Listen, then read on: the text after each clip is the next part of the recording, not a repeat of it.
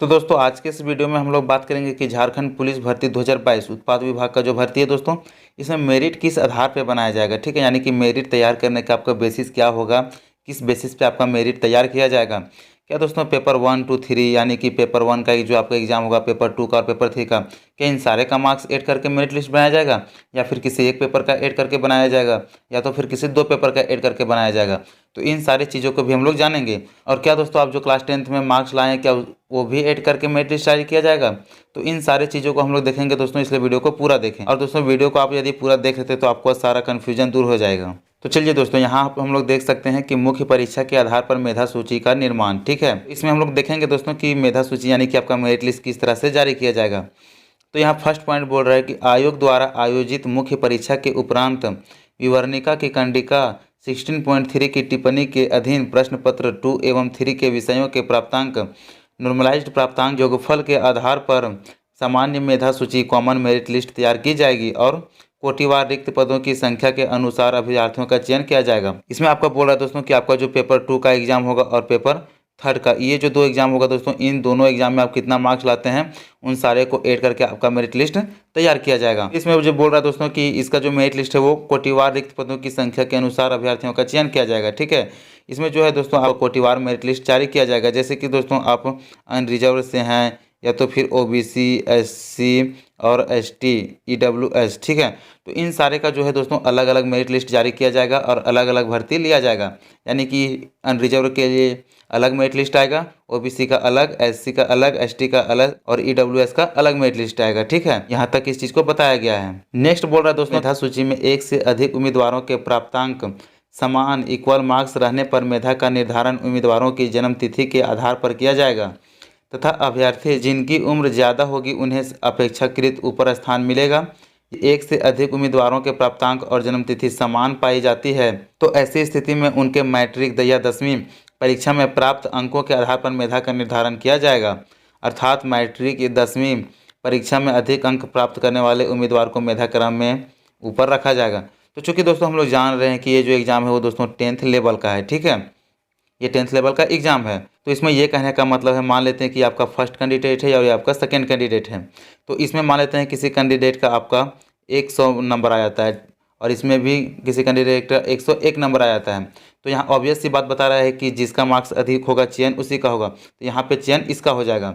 और फिर नेक्स्ट मान लेते हैं कि यदि किसी उम्मीदवार का यहाँ 100 आ जाता है और दूसरे उम्मीदवार का भी 100 आ जाता है, तो ऐसे में तो सामंजस्य बन जाएगा कि किसको लेना है। तो ऐसे स्थिति में दोस्तों आपका जो है वो डेट ऑफ बर्थ देखेगा। ठीक है, कि इसमें आपका डेट ऑफ बर्थ क्या है और इनका डेट ऑफ बर्थ क्या है। तो जिसका डेट ऑफ बर्थ ज़्यादा रहेगा चुनाव उसी का होगा। ठीक है, मेरिट लिस्ट में उसी को शामिल किया जाएगा। फिर यदि दोनों का डेट ऑफ बर्थ यानी कि जन्म तिथि भी सेम है, तब ऐसे स्थिति में आपका जो है वो क्लास 10th का देखेगा। ठीक है, यानी कि क्लास 10th का मार्कशीट आपका देखेगा कि क्लास 10th में जिसका ज़्यादा नंबर रहेगा या क्लास 10th में जो ज़्यादा मार्क्स ऑब्टेन किए रहेंगे, जिनका ज़्यादा परसेंटेज रहेगा चुनाव उसी का होगा। यानी कि उसी का मेरिट लिस्ट में नाम ऊपर आ जाएगा और जिनका कम रहेगा उनका मेरिट लिस्ट में नीचे आएगा। यहाँ तक हम लोग दूसरा पॉइंट को समझ लिए। अब हम लोग बात कर लेते हैं तीसरे पॉइंट को। तो यहाँ देख सकते हैं कि तीसरा पॉइंट में बोल रहा है, मेधा के आधार पर अनारक्षित पद के लिए तैयार मेधा सूची में समान मापदंड पर आरक्षित वर्ग के अभ्यर्थी के आने की स्थिति में उक्त अभ्यर्थी की गणना अनारक्षित वर्ग के अनुमान्य पदों के विरुद्ध की जाएगी और उनके नाम के सामने उनका आरक्षण वर्ग भी वही होगा। इस संबंध में राज्य सरकार से प्राप्त अद्यतन निर्देशों का पालन किया जाएगा। तो इसमें यह बोल रहा है दोस्तों कि जो अनारक्षित है, ठीक है, यानी कि जो अनरिजर्व है वो अनरिजर्व में ही उसका मेरिट लिस्ट आएगा और जो OBC है उसका OBC यानी कि आपका कैटेगरी वाइज ही आएगा। ठीक है, आप जिस कैटेगरी से हैं आपका मेरिट उसी में आएगा। यदि आप OBC के हैं और आप जनरल का कैटेगरी क्वालिफाई करते हैं तो ऐसा नहीं कि आपका नाम जनरल में आ जाएगा, यानी कि आपका जो भी आएगा वो OBC में ही आएगा। इसी तरह से आप किसी भी कैटेगरी से, जिस कैटेगरी से आप क्वालिफाई करते हैं, यानी कि जिस कैटेगरी से आप फॉर्म को भरते हैं, आपका मेरिट उसी कैटेगरी में आएगा, आपका उसमें कैटेगरी चेंज नहीं होगा। और इसमें बोल रहा है कि आपके नाम के सामने आपका कैटेगरी भी अंकित किया जाएगा। ठीक है, तो यहाँ तक दोस्तों हम लोग थर्ड पॉइंट को भी अच्छे से देख लिए। अब चलिए फोर्थ पॉइंट को कुछ देख लेते हैं। तो दोस्तों यहाँ फोर्थ पॉइंट बोल रहा है कि परीक्षा में निम्न न्यूनतम अर्हतांक से कम अंक पाने वाले अभ्यर्थियों को मेधा सूची में शामिल नहीं किया जाएगा। ठीक है, इसमें यह बताया दोस्तों कि यहाँ जो दिया गया है इतना % से यदि आप कम मार्क्स लाते हैं तो आपको मेधा सूची में आपका नाम शामिल नहीं किया जाएगा, यानी कि आपका मेरिट में नाम नहीं रहेगा। ठीक है, तो इसके लिए आरक्षित, ठीक है, यानी कि अनरिजर्व।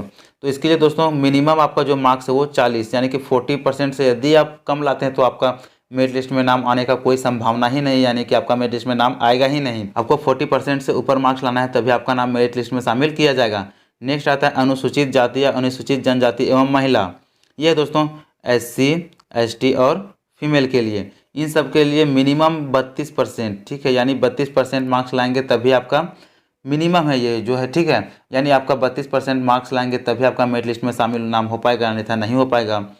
और फिर नेक्स्ट आ जाता है यहाँ पे अत्यंत पिछड़ा वर्ग अनुसूची 1, ठीक है, ये है OBC 1 के लिए। तो OBC 1 के लिए मिनिमम जो मार्क्स रखा गया वो है 34%। और फिर नेक्स्ट आता है पिछड़ा वर्ग अनुसूची 2, ये है OBC 2 के लिए, और इसका जो मिनिमम मार्क्स रखा गया वो है 36.5, यानी कि आप 36.5 नंबर से कम लाते हैं तो आपका मेरिट लिस्ट में नाम नहीं शामिल होगा, और यदि आप 36.5% से ज़्यादा मार्क्स लाते हैं तब आपका नाम जो है दोस्तों मेधा सूची में शामिल होने का संभावना है।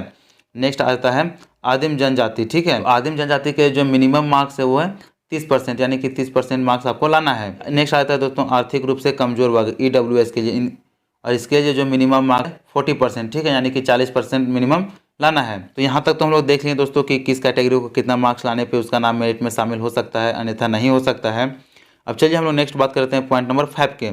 इसमें क्या बोल रहा है, उपर्युक्त उप कंडिकाओं के आधार पर सामान्य मेधा सूची तैयार की जाएगी और तदुपरांत रिक्तियों के सापेक्ष आरक्षण कोटिवार चयन सूची गठित होगी। दोस्तों यहाँ तक हम लोग जितने भी 4 पॉइंट्स को देख लिए, इसी के बेसिस पे आपका मेरिट लिस्ट तैयार किया जाएगा और आपका ज्वाइनिंग होगा, आपकी भर्ती होगी, ठीक है। तो यही चीज़ पॉइंट नंबर 5 में बोला। तो दोस्तों उम्मीद करता हूँ कि मेरिट लिस्ट से आपका सारा कन्फ्यूजन दूर हो गया होगा और आप अच्छे से समझ गए होंगे।